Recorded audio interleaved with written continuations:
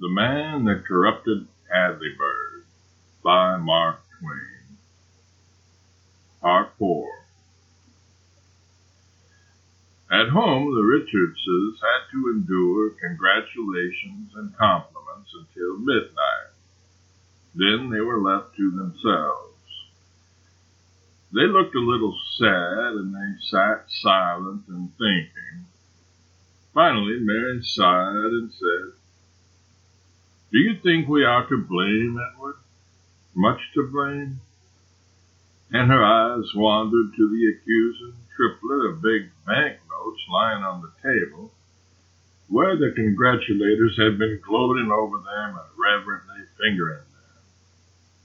Edward did not answer at once. Then he brought out a sigh and said, hesitatingly, We couldn't help it, Mary. Well, it was ordered. All things are." Mary glanced up and looked at him steadily, but he didn't return the look.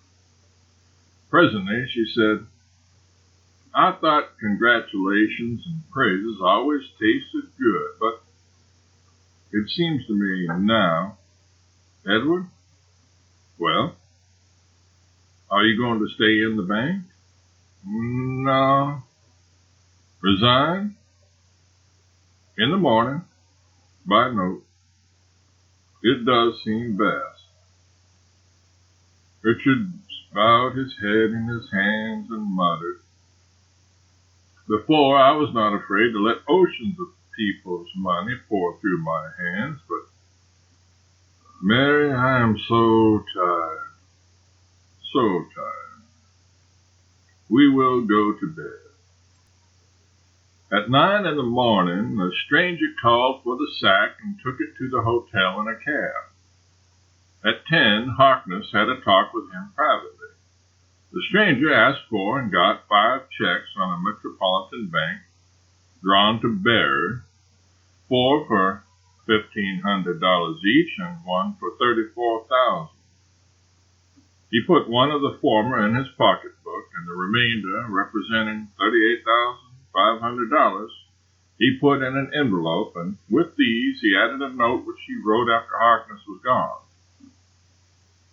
At 11 he called at the Richards' house and knocked. Mrs. Richards peeped through the shutters, then went and received the envelope, and the stranger disappeared without a word. She came back, flushed and a little unsteady on her legs, and gasped out, "I am sure I recognized him. Last night it seemed to me that maybe I had seen him somewhere before." "He is the man that brought the sack here?" "I am almost sure of it." "Then he is the ostensible Stevenson, too, and sold every important citizen in this town with his bogus secret. Now, if he has sent checks instead of money, we are sold too, after we thought we had escaped." I was beginning to feel fairly comfortable once more after my night's rest, but the look of that envelope makes me sick. It isn't fat enough. $8,500, and even the largest banknotes makes more bulk than that. "Edward, why do you object to checks?" "Checks signed by Stevenson? I am resigned to take the $8,500 if it could come in banknotes, for it does seem that it was so ordered, Mary. But I have never had much courage, and I have not the pluck to try to market a check signed with that disastrous name. It would be a trap. That man tried to catch me. We escaped somehow or other, and now he is trying a new way. If it is checks—" "Oh, Edward, it is too bad." And she held up the checks and began to cry. "Put them in the fire, quick. We mustn't be tempted. It is a trick to make the world laugh at us along with the rest, and give them to me since you can't do it." He snatched them and tried to hold his grip till he could get to the stove. But he was human, He was a cashier, and he stopped a moment to make sure of the signature. Then he came near to faint. "Fan me, Mary, fan me. They are the same as gold." "Oh, how lovely, Edward." "Why?" "Signed by Harkness." "What can the mystery of that be, Mary?" "Edward, do you think— Look here, look at this. 15, 15, 15, 34. 38,500. Mary, the sack isn't worth $12, and Harkness, apparently, has paid about par for it. And does it all come to us, do you think, instead of the 10,000? Why, it looks like it. And the checks are made to bearer, too. Is that good, Edward? What is it for? A hint to collect them at some distant bank, I reckon. Perhaps Harkness doesn't want the matter known. What is that, a note? Yes, it was with the checks. It was in the Stevenson handwriting, but there was no signature. It said, "I'm a disappointed man. Your honesty is beyond the reach of temptation. I had a different idea about it, but I wronged you in that, and I beg pardon and do it sincerely. I honor you, and that is sincere too. This town is not worthy to kiss the hem of your garment. Dear sir, I made a square bet with myself that there were 19 debauchable men in your self-righteous community. I have lost. Take the whole pot. You are entitled to it." Richards drew a deep sigh and said, "It seems written with fire. It burns so. Mary, I am miserable again." "I, too. Ah, dear, I wish— To think, Mary, he believes in me. Oh, don't, Edward, I can't bear it. If those beautiful words were deserved, Mary, and God knows I believed I deserved them once, I think I could give the $40,000 for them, and I would put that paper away as representing more than gold and jewels and keep it always. But now, we could not live in the shadow of its accusing presence, Mary." He put it in the fire. A messenger arrived and delivered an envelope. Richards took from it a note and read it. It was from Burgess. "You saved me in a difficult time. I saved you last night. It was at cost of a lie, but I made the sacrifice freely and out of a grateful heart. None in this village knows so well as I know how brave and good and noble you are. At bottom, you cannot respect me, knowing as you do of that matter of which I am accused, and by the general voice condemned. But I beg that you will at least believe that I am a grateful man. It will help me to bear my burden. Signed, Burgess." Saved once more, and on such terms. He put the note in the fire. I wish I were dead, Mary. I wish I were out of it all. Oh, these are bitter, bitter days, Edward. The stabs, through their very generosity, are so deep, and they come so fast. 3 days before the election, each of 2,000 voters suddenly found himself in possession of a prized memento, one of the renowned bogus double eagles. Around one of its faces was stamped these words. The remark I made to the poor stranger was— Around the other face was stamped these: Go and reform. Signed, Pinkerton. Thus the entire remaining refuse of the renowned joke was emptied upon a single head, and with calamitous effect. It revived the recent vast laugh and concentrated it upon Pinkerton, and Harkness's election was a walkover. Within 24 hours after the Richardses had received their checks, their consciences were quieting down, discouraged.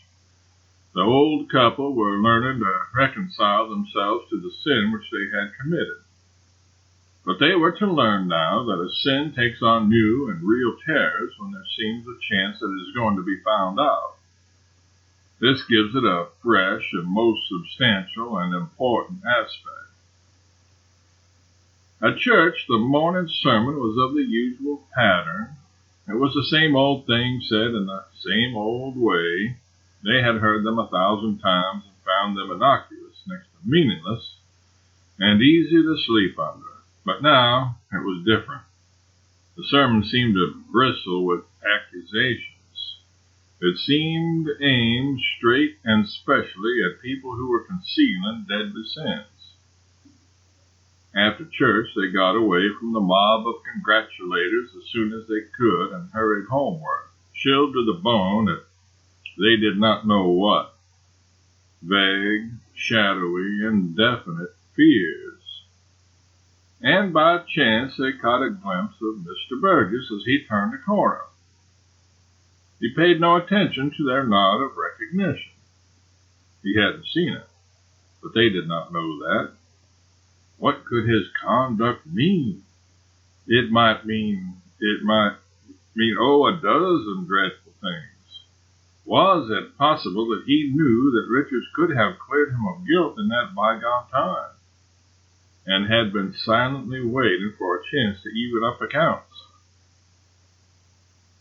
At home, in their distress, they got to imagining that their servant might have been in the next room listening when Richards revealed the secret to his wife, that he knew of Burgess's innocence. Next, Richards began to imagine that he had heard the swish of a gown in there at that time. Next, he was sure he had heard it. They would call Sarah in on a pretext and watch her face. If she had been betraying them to Mr. Burgess, it would show in her manner. They asked her some questions which were so random and incoherent and seemingly purposeless, that the girl felt sure that the old people's minds had been affected by their sudden good fortune. The sharp and watchful gaze which they bent upon her frightened her, and that completed the business. She blushed, she became nervous and confused, and to the old people these were plain signs of guilt of some fearful sort or other. Without doubt she was a spy and a traitor. When they were alone again, they began to piece many unrelated things together and get horrible results out of the combination. When things had got about to the worst, Richards was delivered of a sudden gasp, and his wife asked, "Oh, what is it? What is it?" "The note. Burgess's note." Its language was sarcastic. I see it now. He quoted, "At bottom, you cannot respect me, knowing as you do of that matter of which I am accused. Oh, it is perfectly plain now. God help me. He knows that I know." You see the ingenuity of the phrasing. It was a trap. And like a fool, I walked into it. And Mary, oh, it is dreadful. I know what you are going to say. He didn't return your transcript of the pretended test remark. No, kept it to destroy us with, Mary. He has exposed us to some already. I know it. I know it well. I saw it in a dozen faces after church. He wouldn't answer our nod of recognition. He knew what he had been doing.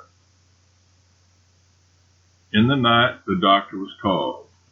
The news went around in the morning that the old couple were rather seriously ill, prostrated by the exhaust and excitement growing out of their great windfall, the congratulations, and the late hours, the doctor said.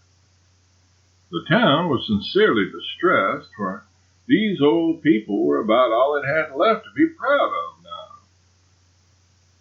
2 days later, the news was worse. The old couple were delirious and were doing strange things. By witness of the nurses, Richards had exhibited checks for $8,500.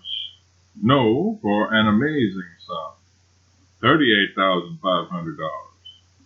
What could be the explanation of this gigantic piece of luck? The following day, the nurses had more news, and wonderful. They had concluded to hide the checks lest harm come to them. But when they searched, they were gone from under the patient's pillow, vanished away. The patient said, "Let the pillow alone. What do you want?" "We thought it best that the checks, you will never see them again. They are destroyed. They came from Satan. I saw the hell brand on them, and I knew they were sent to betray me to sin." Then he fell to gabbling strange and dreadful things which were not clearly understandable, and which the doctor admonished them to keep to themselves. Richards was right. The checks were never seen again. A nurse must have talked in her sleep, for within 2 days the forbidden gabblings were the property of the town, and they were of a surprising sort. They seemed to indicate that Richards had been a claimant for the sack himself, and that Burgess had concealed that fact and then maliciously betrayed it. Burgess was taxed with this and stoutly denied it, and he said it was not fair to attach weight to the chatter of a sick old man who was out of his mind. Still, suspicion was in the air, and there was much talk. After a day or two, it was reported that Mrs. Richards's delirious deliveries were getting to be duplicates of her husband's. Suspicion flamed up into conviction now, and the town's pride in the purity of its one undiscredited important citizen began to dim down and flicker toward extinction. 6 days passed, then came more news. The old couple were dying. Richard's mind cleared in his latest hour, and he sent for Burgess. Burgess said, "Let the room be cleared. I think he wished to say something in privacy." "No," said Richards, "I want witnesses. I want you all to hear my confession, so that I may die a man and not a dog. I was clean, artificially, like the rest. And like the rest, I fell when temptation came. I signed a lie and claimed a miserable sack. Mr. Burgess remembered that I had done him a service, and in gratitude and ignorance, he suppressed my claim and saved me. You know the thing that was charged against Burgess years ago. My testimony and mine alone could have cleared him, and I was a coward and left him to suffer disgrace. No, Mr. Richards, my servant betrayed my secret to him. No one has betrayed anything to me." And then he did a natural and justifiable thing. He repented of the saving kindness which he had done me, and he exposed me, as I deserved. Never, I make oath. Out of my heart I forgive him. Burgess's impassioned protestations fell upon deaf ears. The dying man passed away without knowing that once more he had done poor Burgess a wrong. The old wife died that night. The last of the sacred 19 had fallen a prey to the fiendish sack. The town was stripped of the last rag of its ancient glory. Its mourning was not showy, but it was deep. By act of the legislature, upon prayer and petition, Hadleyburg was allowed to change its name to, never mind what, I will not give it away, and leave one word out of the motto that for many generations had graced the town's official seal. It is an honest town once more, and the man will have to rise early that catches it napping again. Lead us into temptation.